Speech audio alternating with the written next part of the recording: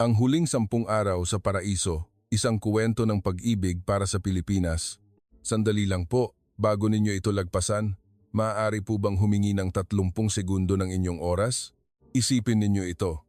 23 Swedish exchange students, nakaupo sa sahig sa harap ng boarding gate ng Ninoy Aquino International Airport. Hindi sila nagpoprotesta, hindi sila nanggugulo. Sila ay umiiyak dahil ayaw na nilang umuwi. Ano ang nag-udyok sa mga anak ng mga mayayamang pamilya sa Europa na talikuran ang kanilang business class tickets para sa isang simpleng tapsilog sa kanto at sa mga ngiti ng mga hindi nila kilala? Hindi ito nobela. Ito ay isang tunay na kuwentong naganap sa Pilipinas. Kung gusto ninyong malaman kung ano ang nangyari sa loob ng 2 linggong iyon, halina't pakinggan natin. Mama, patawarin mo ako. Hindi ko na kayang magsinungaling pa. Humahagulgol na sabi ng isang dalagita sa gitna ng magulong paliparan ng NAIA.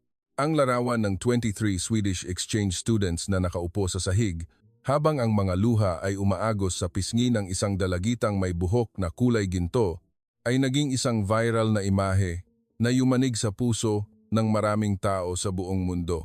Hindi ito isang protesta o kaguluhan. Ito ay isang pag-amin mula sa puso ng mga kabataang dayuhan na natagpuan ang kanilang tunay na tahanan sa isang lupain na hindi nila inaasahan.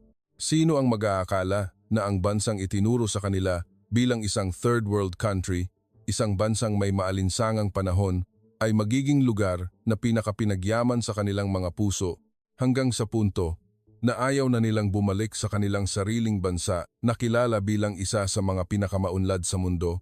Ang pangyayaring ito ay hindi lamang tungkol sa mga teenager na nag-iinarte dahil ayaw nilang umuwi. Ito ay isang patunay sa kapangyarihan ng kulturang Pilipino, ang kapangyarihan ng ngiti at ng kabutihang loob na hindi kayang bilhin ng anumang salapi. Bakit hahayaan ng mga anak ng mga kilalang pamilya sa Europa na masayang ang kanilang mamahaling tiket sa eroplano para lamang sa isa pang almusal ng tapsilog sa isang karinderya? Ito ang tunay na kwento sa likod ng mga luha sa NAIA. Ang tunay na kwento ng huling 48 oras na nagpabago sa pananaw ng mga magulang sa buong mundo at marahil ay magbibigay sa iyo ng karagdagang dahilan upang ipagmalaki na ikaw ay isang Pilipino. Nobyembre 15, 2024, 9:00 ng gabi. Sa departure area ng Ninoy Aquino International Airport Terminal 1, ang dating magulong kapaligiran ay biglang tumahimik sa tapat ng isang check-in counter. Isang grupo ng 13 na high school students mula sa isang prestihiyosong pribadong paaralan sa Stockholm, mga anak ng mga diplomatiko at pandaigdigang negosyante ang magkakasamang nakatayo sa gitna. Tumanggi silang ibigay ang kanilang mga pasaporte sa mga tauhan ng airline. Si Elena, isang 11 taong gulang na dalagita, anak ng direktor ng isang kilalang institusyong pang-edukasyon, ay mahigpit na yakap ang isang lumang bayong na binili niya mula sa Green Hills Shopping Center. Nanginginig ang kanyang boses habang sinasabi sa kanilang gurong tagapangasiwa, "Ma'am, ayoko na pong bumalik sa pagiging isang robot. Dito, sa Pilipinas, nararamdaman kong isa akong tunay na tao. Naiintindihan niyo po ba? Ang mga salitang iyon ay hindi eksaherasyon. Balikan natin ang nakalipas na labangkati na araw noong una silang tumapak sa lupain ng Pilipinas. Ang nararamdaman ng buong grupo ay lubos na naiiba. Noong araw na iyon, tiningnan nila ang Pilipinas sa pamamagitan ng lente ng pagkiling na itinanim sa kanila ng Western media. Sa kanilang unang araw sa Metro Manila, sinalubong sila ng nakakapasong init at ng ingay ng trapiko. Naaalala ni Elena kung paano siya napangiwi sa mga jeepney na nag-uunahan sa kalsada at tiningnan ang mga kainan sa tabi ng daan na may pag-aalinlangan. Paulit-ulit siyang pinaalalahanan ng kanyang ina. "Huwag kang kakain ng street food, anak, baka magka-diarrhea ka. Mag-ingat ka sa mga magnanakaw. Laging magdala ng hand sanitizer."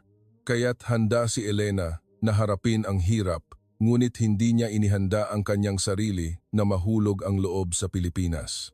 Ikalawang araw. Ang pagbabago sa isang simpleng karinderya, maagang gumising si Elena at palihim na lumabas sa kanilang marangyang hotel sa Makati. Napadpad siya sa isang maliit na eskinita na puno ng buhay ng mga taga-Maynila Ang bango ng sinangag at ng inihaw na longganisa ay umabot sa kanyang ilong.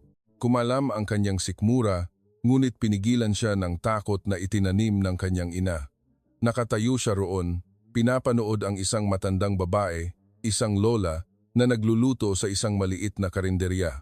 Mausok, ngunit ang amoy ay kakaibang nakakatakam. Napatingin sa kanya ang matanda. Hindi ito isang tingin ng panghuhusga o tingin na para siyang pera. Ito ay isang mainit na tingin, tulad ng isang kamag-anak. Ineng, halika rito. Gutom ka ba? Kahit hindi naiintindihan ni Elena ang Tagalog, naintindihan niya ito sa pamamagitan ng kilos ng matanda. Kumuha ang lola ng isang plato, ng mainit na tapsilog, at isang tasang kape at inilagay sa kanyang mga kamay. Here, eat. It's free. Natigilan si Elena.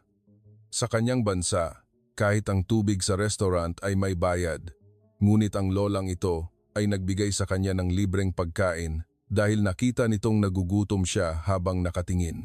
Kinagat niya ang tapa sa unang pagkakataon. Ang tamis, alat at lasa ng bawang ay perpektong naghalo. Napakasarap nito na napaluha siya. Hindi dahil sa lasa ng pagkain, kundi dahil sa lasa ng kabutihang loob na hindi niya pa natitikman sa kanyang perpekto ngunit kulang sa damdaming buhay. Iyon ang simula ng unang lamat sa pader ng yelo na bumabalot sa puso ng dalagitang kanluranin. At iyon ay simula pa lamang ng mga himalang Pilipino na magaganap sa susunod na 2 linggo. Ang kwento ay hindi nagtapos sa Carinderia. Nang umalis ang grupo sa Maynila at nagtungo sa lalawigan ng Laguna, isang lugar na puno ng alindog ng nakaraan, natuklasan nila ang ikalawang katotohanan na nagpamangha sa lahat, paggalang at pagpapakumbaba. Sa kanluraning mundo, ang mga batang ito ay tinuruan na maging pinakamagaling, pinakatanyag at laging makipagkumpetensya upang maging numero 1. Ngunit sa isang farm tourism site sa Laguna, nakita nila ang isang bagay na ibang-iba. Isang matandang lalaki, si Lolo Kiko, isang 70 taong gulang na magsasaka, ang nagantanda ng krus bago magsimulang magtrabaho at pagkatapos ay magiliw na binati ang mga bata sa pamamagitan ng isang ngiti kahit na mas matanda siya sa kanila ng ilang dekada. Tinuruan ni Lolo Kiko ang mga bata na subukang mag-ani ng palay. Hindi siya nagturo gamit ang teorya sa libro, kundi gamit ang kanyang mga kamay na direktang humahawak sa lupa. Sinabi niya sa pamamagitan ng isang interpreter, "Bawat butil ng palay ay buhay. Dapat tayong magpasalamat sa Diyos, magpasalamat sa lupa, at magpasalamat sa tubig." Nagkatinginan sina Elena at ang kanyang mga kaibigan na may pagtataka, ngunit nagsimula silang sumubok. Lumapit si Lolo Kiko at tinulungan silang hawakan ng tama ang karit. Isang lalaking kaklase ang nagtanong, "Lolo, hindi po ba kayo napapagod? Araw-araw po kayong nagtatrabaho sa ilalim ng araw." Tumawa ng malakas ang matanda at masayang sumagot, "Ang pagod sa katawan nawawala kapag nagpahinga. Pero kung ang puso mo ang pagod at mainit, kahit matulog ka pa sa naka-aircon na kwarto, hindi iyan mawawala. Dito, namumuhay kami bilang magkakapatid. Kung anong meron, pinaghahatian. Buhay ay simple lang, hindi kailangang makipag-unahan." Ang mga salitang "sige lang" at "bahala na" ay naging 2 salitang Filipino na tumatak sa isipan ng buong grupo. Hindi ito katamaran, tulad ng dati nilang pagkaunawa. Ito ay isang pilosopiya ng buhay na marunong magparaya at makontento. Ang bagay na sinusubukang gamutin ng mga psychiatrist sa kanilang bansa. Gamit ang mamahaling gamot ay nasa dugo na ng mga Pilipino, hindi kailangang bilhin ng pera. Naging mas matindi ang mga pangyayari ng si Lucas, isa sa mga kaibigan ni Elena, ay biglang nagkasakit noong 5 gabi dahil sa food poisoning mula sa pagkaing palihim niyang binili. Nagkaroon ng biglaang kaguluhan.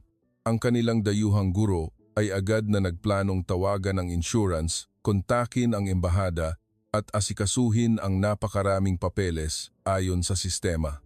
Ngunit sa kabilang banda, ang 80 taong gulang na may-ari ng homestay, si Nanay Lita, ay hindi nag-aksaya ng panahon. Inutusan niya ang kanyang mga anak na kunin ang kanilang owner-type jeep at isinugod si Lucas sa ospital ng probinsya.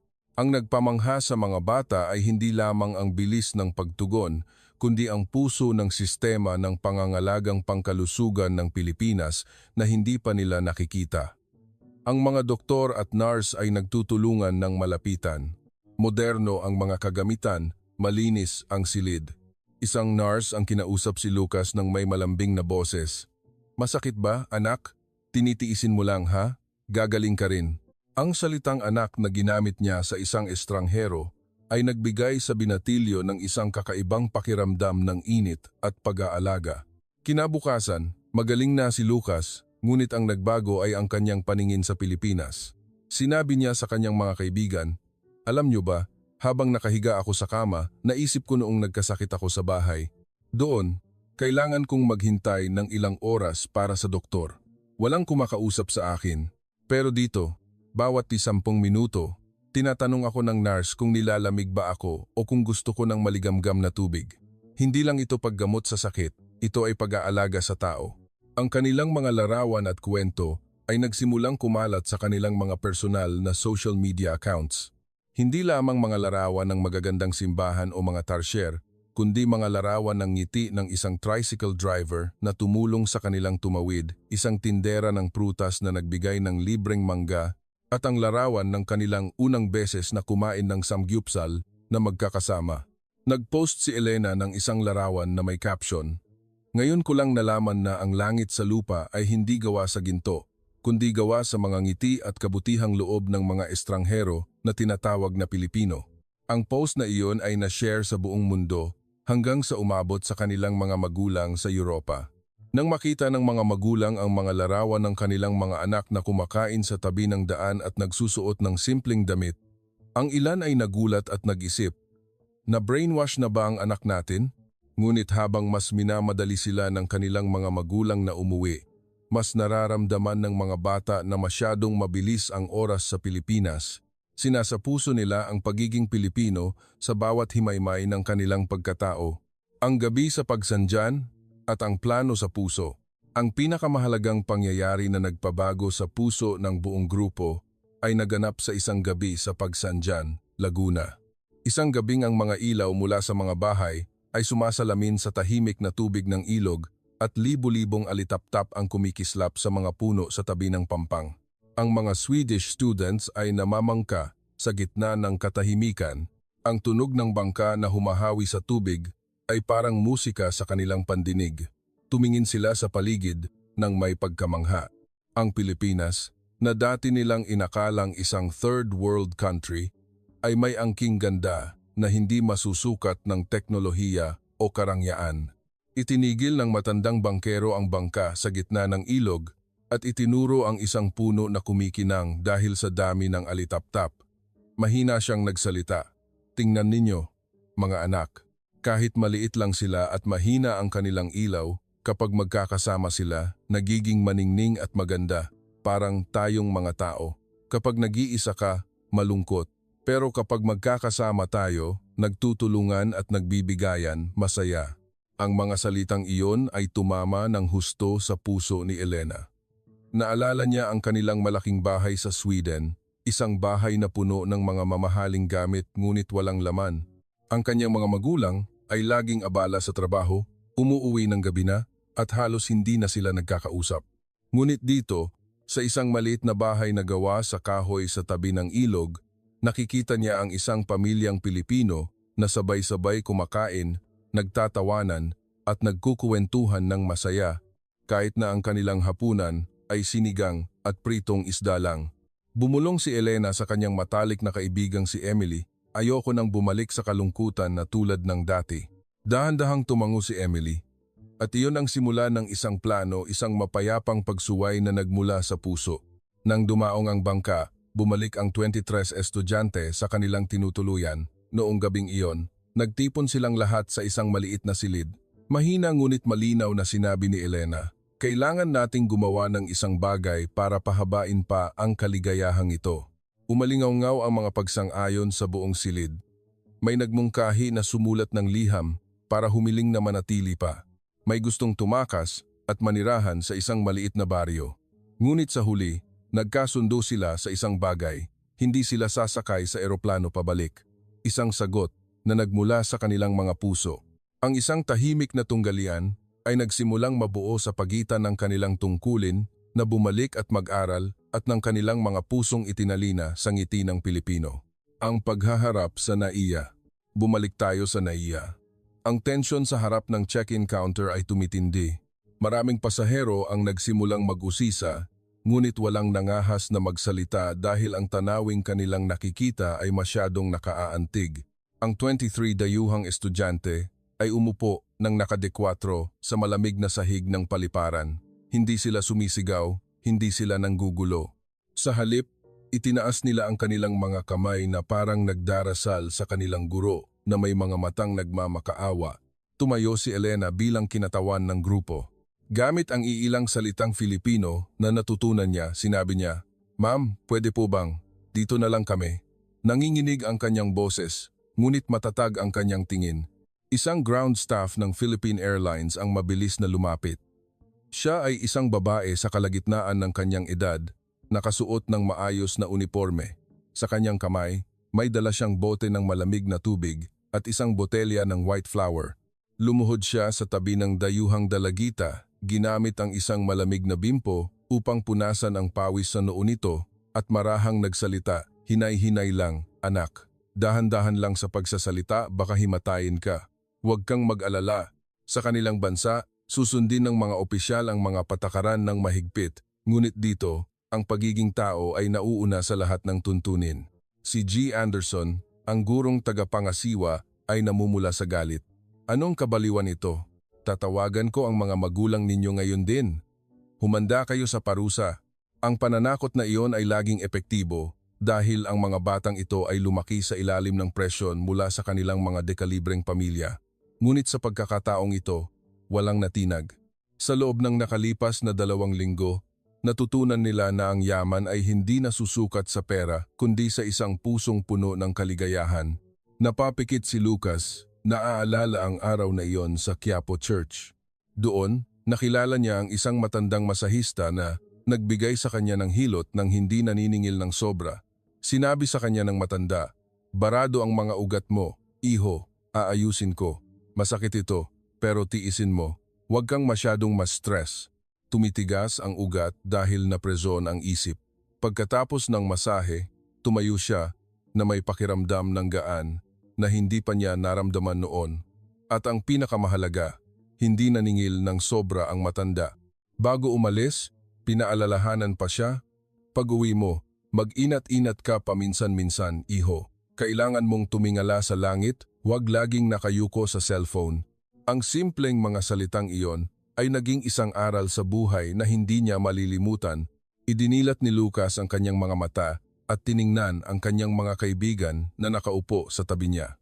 Alam niya sa kanyang puso na pareho ang kanilang iniisip. Ayaw na nilang bumalik sa isang mundo na kayang gamutin ang katawan ngunit hindi ang puso. Ang anunsyo para sa kanilang flight ay umalingaw-ngaw sa paliparan, ngunit walang tumayo. Ang 23 estudyante ay nanatiling nakaupo sa malamig na sahig. Ang mga ngiti, luha at pagmamahal na mayroon sila para sa lupaing ito ay nagsama-sama upang maging isang liwanag tulad ng mga alitaptap noong gabi sa pagsandyan. Lumipas ang isang oras. Ang tensyon sa NAI ay umabot sa sukdulan. Si G. Anderson ay nag-set up ng isang video call sa mga magulang upang harapin ng mga bata ang kanilang mga ama at ina. Ang imahe sa malaking screen ng tablet ay lumitaw sa gitna ng mga taong nagmamasid. Ang mukha ni G. Bergman, ang ama ni Elena, isang makapangyarihang CEO, ay puno ng pagkayamot. Malakas ang kanyang boses sa galit. "Elena, itigil mo na ang kalokohang iyan at sumakay ka na sa eroplano. Pinaghandaan ko na ang pagpasok mo sa isang nangungunang universidad. Itatapon mo ba ang kinabukasan mo dahil gusto mong magbakasyon sa isang third world country na tulad niyan?" Ang salitang third world country ay parang gasolinang ibinuhos sa apoy sa puso ni Elena. Tumayo siya, tinitigan ang kanyang ama sa screen na may tingin na mas matatag kaysa dati. Nanginginig ang kanyang boses ngunit puno ng lakas. "Itay, sinabi ninyong mahirap ang lugar na ito. Pero alam niyo po ba, sa loob ng 2 linggo ko rito, wala akong nakitang taong grasa na namatay sa ginaw. Kahit papaano, May simbahan o barangay hall silang masisilungan at may mga taong nag-aabot ng pagkain. Lumunok si Elena bago magpatuloy ng may mas matatag na boses. Sabi niyo, ang sistema ng edukasyon natin ang pinakamahusay sa mundo. Pero nakikita ko ang mga batang Pilipino na nagmamano sa kanilang mga nakatatanda, isang pagpapakita ng paggalang na hindi itinuturo sa mamahalin naming paaralan. Nakakita ako ng tricycle driver na tumulong sa isang matanda na tumawid sa kalsada nang walang hinihintay na kapalit. Itay, ang pag-unlad ba ay nasusukat sa taas ng mga gusali o sa kadakilaan ng puso ng isang tao? Nagsimulang tumulo ang kanyang mga luha, ngunit hindi na nanginginig ang kanyang boses. Hindi ko po gustong talikuran ang aking pag-aaral. Humihingi lang po ako ng kaunting panahon para matutunan ang aralin ng pagiging tao mula sa mga Pilipino. Isang aralin na nagtuturong ngumiti kahit mainit ang panahon. Isang aralin na nagtuturong magbahagi kahit na kaunti lang ang mayroon tayo. Ayoko na pong bumalik sa pagiging isang taong mayaman sa pera ngunit mahirap sa kabutihang loob. Naiintindihan niyo po ba ako, Itay? Isang katahimikan ang bumalot sa buong paliparan. Si Elena ay nakatayong nanginginig. Ang mga luha ay umaagos sa kanyang pisngi. Ang kanyang 22 na kaibigan ay tumayo sa tabi niya, magkahawak kamay ng mahigpit. Hindi sila nagre-rebelde. Hinihiling nila ang karapatang makaramdam muli. Matagal na nanahimik si G. Bergman. Tinitigan niya ang mga luha ng kanyang anak. Hindi ito mga luha ng katigasan ng ulo, kundi mga luha ng paglago. Ang taong laging iniisip ay tungkol sa kita at lugi, ay nagsimulang mag-alinlangan kung ang mawawala sa kanya kung mahuhuli ang kanyang anak ay oras sa pag-aaral o ang pagkakataon ng kanyang anak na lumaki bilang isang kumpletong tao. Ngunit hindi pa rin sumusuko si G. Anderson. Kalokohan, ito ay mass hysteria. Tatawag ako ng pulis para kalad ka rin kayo. Ang sigaw ng guro ay umalingaw-ngaw sa departure hall. Bigla, isang Pilipinong lalaki sa kalagitnaan ng kanyang edad na tahimik na nagmamasid kanina pa ang lumakad mula sa gitna ng mga tao. Nakasuot siya ng simpleng polo shirt at slacks, ngunit ang kanyang mga mata ay puno ng kapayapaan. Dumiretso siya kay G.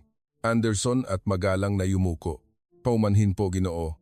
Narinig ko pong gusto pa ng mga bata na matuto, sabi niya sa Ingles na may malinaw na puntong Pilipino. Ako po si Mang Victor, may-ari ng isang taniman ng prutas sa Batangas.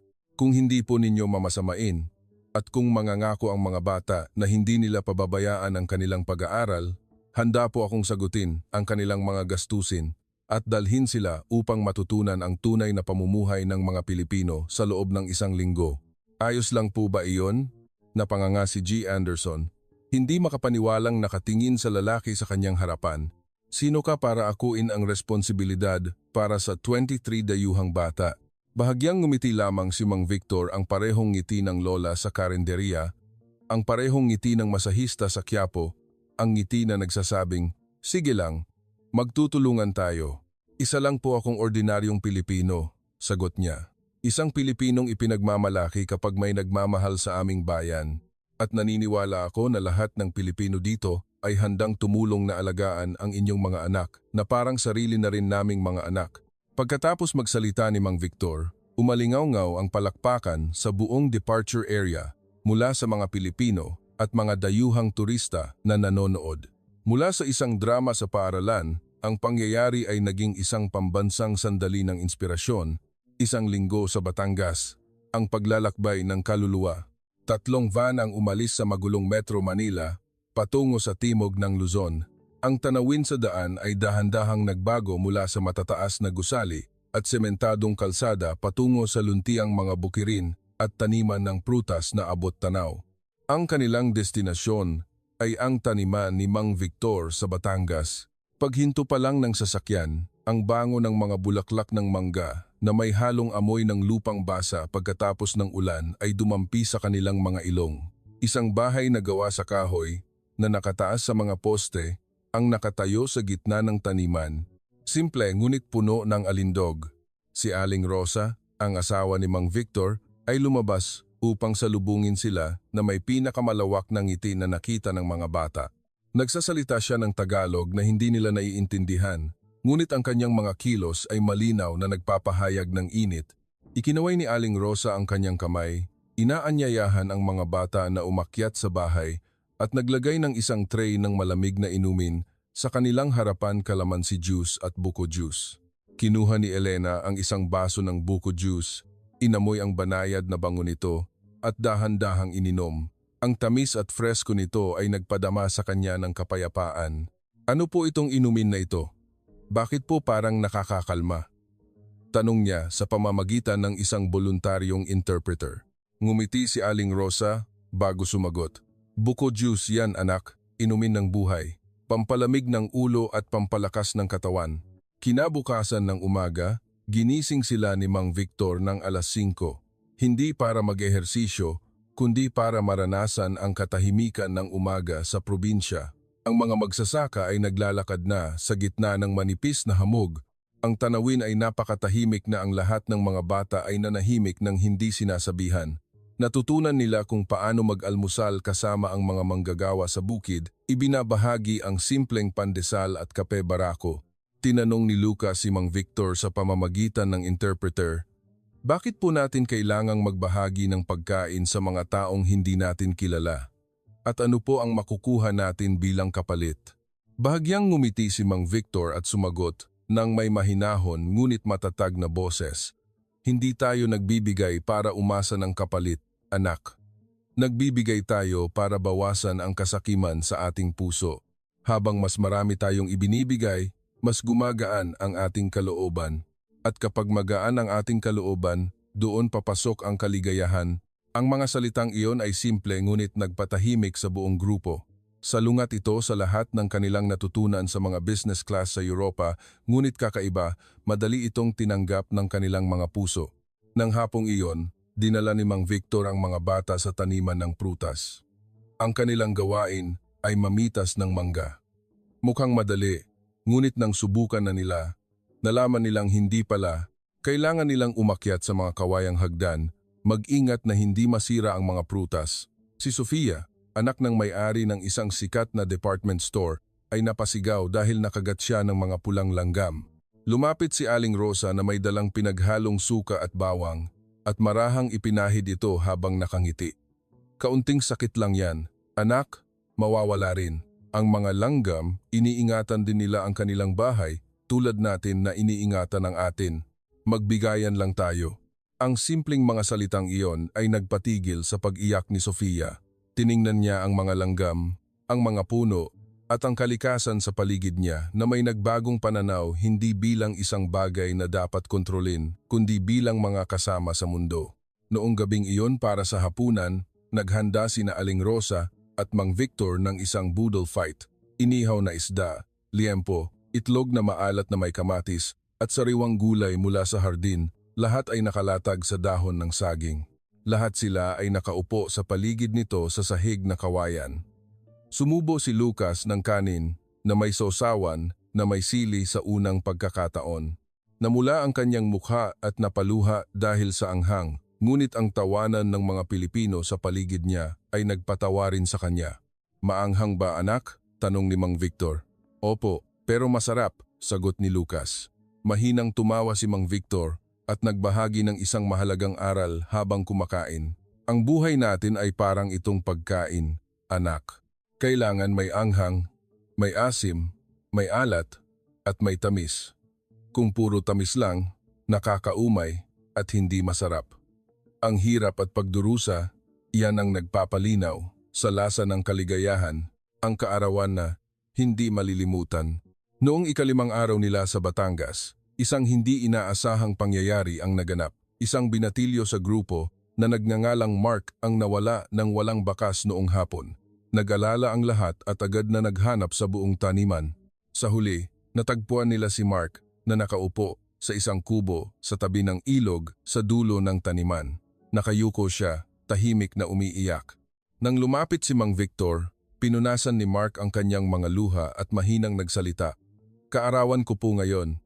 Pero nakalimutan ng mga magulang ko. Abala sila sa isang shareholders meeting. Nag-text po ako sa kanila, pero walang sumagot. Puno ng hinanakit ang kanyang boses. Sinabi niyang sanay na siyang makalimutan, ngunit hindi niya alam kung bakit mas masakit ngayon. Si Aling Rosa, na tahimik na nakikinig, ay hindi nagsalita ng magagandang salita para aliwin siya. Tumalikod siya at bumalik sa kusina. Walang nakakaalam kung ano ang kanyang ginagawa. Lumipas ang isang oras, lumabas si Aling Rosa mula sa kusina na may dalang isang maliit na tray. Sa tray, mayroong isang espesyal na bibingka na may isang maliit na kandila sa gitna. Nagtipon silang lahat sa paligid ng kubo. Ang pagkanta ng Happy Birthday ay umalingaw-ngaw ng buong init. Tinakpan ni Mark ang kanyang bibig. Ang mga luha ay bumuhos habang hinihipan niya ang kandila. Lumapit si Aling Rosa at niyakap siya ng mahigpit, isang yakap ng isang ina sa kanyang tunay na anak. Pagkatapos, kumuha si Aling Rosa ng isang maliit na rosaryo at isinabit ito sa leeg ni Mark. Bumubulong ng mga salita, "Huwag kang mag-alala, anak. Ngayong araw, kami ang pamilya mo dito. Ito na ang tahanan mo." Umalingaw-ngaw ang mga hikbi sa paligid ng kubo. Niyakap ni Mark si Aling Rosa ng mahigpit. Ang binatilyo mula sa Scandinavia na dating malamig ay tuluyang natunaw ang puso sa yakap ng isang Pilipinang magsasaka. Ang huling gabi at ang pamana. Kinagabihan, tinipon ni Mang Victor ang mga bata sa ilalim ng bahay. Kumuha siya ng isang papel, hindi isang resibo, kundi isang papel na may sulat kamay na aral. "Wala akong maibibigay sa inyong material na bagay pag-uwi ninyo, maliban sa aral ng pagiging kontento," sabi ni Mang Victor ng dahan-dahan at may diin. "Ang aral na maging masaya sa kung anong meron ka. Pagbalik ninyo, huwag ninyong kagalitan ang inyong mga magulang. Nagtatrabaho sila ng husto dahil mahal nila kayo. Ngunit sana, ibahagi ninyo sa kanila ang simpleng kaligayahan na natagpuan ninyo rito. Sabihin ninyo sa kanila na ang kaligayahan ay hindi binibili. Ito ay nasa ating mga puso." Ang 23 bata ay lumuhod at nagmano kay Mang Victor at Aling Rosa, hindi dahil may nag-utos, kundi dahil sa paggalang mula sa kaibuturan ng kanilang mga puso. Nalaman na nila kung bakit ang Pilipinas ay tinatawag na Land of Smiles, dahil ang ngiti ng Pilipino ay hindi lamang isang palamuti sa mukha. Ito ay isang bintana sa isang pusong bukas na tumatanggap sa lahat, anuman ang lahi. Ang pagbabalik at ang bagong simula. Nobyembre 20,200 ng gabi. NAIA. Ang parehong eksena, ngunit ibang-iba ang pakiramdam. Ang mga van mula sa Batangas ay huminto sa harap ng departure gate. Bumukas ang mga pinto. Inilalantad ang 23 dayuhang kabataan na ang balat ay mas kayumanggi dahil sa araw ng Pilipinas. Ang kanilang mga mamahaling damit ay napalitan ng simpleng t-shirt at shorts na nabili sa lokal na palengke. Sa leeg ng bawat isa ay may nakasabit na kwintas na gawa sa sigay, at ang pinakamahalaga sa lahat, ang kanilang mga mata ay ganap na nagbago. Mula sa mga matang dating mayabang at mapanghusga, ngayon ay naging mga matang payapa, banayad at puno ng kabaitan. Sa gate, hindi lamang mga tauhan ng airline ang naghihintay, kundi pati na rin si G. Bergman at 5 iba pang kinatawan ng mga magulang. Lumipad sila gamit ang isang pribadong eroplano mula sa Europa upang personal na sunduin ang kanilang mga anak. Seryoso ang mukha ng lahat, handang sermonan ang mga batang nagdulot ng pambansang kaguluhan. Lumapit si G. Bergman. Ang kanyang matalim na tingin ay nakatuon sa kanyang nag-iisang anak na si Elena. "Elena, halika rito ngayon din. Alam mo ba kung gaano mo ako ipinahiya?" Kung ito ay dati, maaring sumagot si Elena o tumalikod. Ngunit sa pagkakataong ito, dahan-dahan siyang lumapit sa kanyang ama at ginawa ang isang bagay na hindi inaasahan ng lahat. Inabot ni Elena ang kamay ng kanyang ama at dinala ito sa kanyang noo, ang tradisyonal na pagmamano. Isang kilos ng sukdulang paggalang. Ang tanawing iyon ay nagpatahimik sa lahat. Ang kanyang 22 kaibigan ay sumunod, lumuhod, at nagmano sa kanilang mga magulang at guro na nakatayo sa harapan nila nang walang nagsasabi. Ang dating maingay na paliparan ay naging tahimik, tanging ang mahinang hikbi na lamang ang maririnig. Napatangga si G. Bergman. Hindi pa siya nakakita ng ganitong pagpapakita ng paggalang sa buong buhay niya.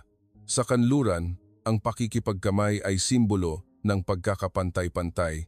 Ngunit ang pagpapakumbaba upang itaas ang iba ay isang bagay na ngayon niya lang naunawaan. Tumingala si Elena na may luha sa mga mata at nagsalita sa pinakamalambing na boses na narinig ng kanyang ama. "Itay, Patawarin niyo po ako kung pinag-alala ko kayo. Ngunit hindi po ako nagmatigas ang ulo. Natutunan ko lang po kung ano ang ibig sabihin ng maging isang mabuting anak. Nagtrabaho po kayo ng husto para sa akin sa buong buhay ninyo.